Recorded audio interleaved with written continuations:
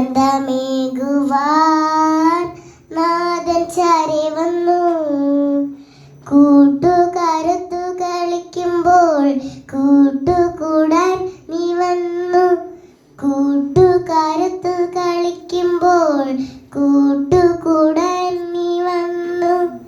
അറിവു പകർന്നു ജ്ഞാനമേകി എൻ ഗുരുനാഥനായി നീ വന്നു.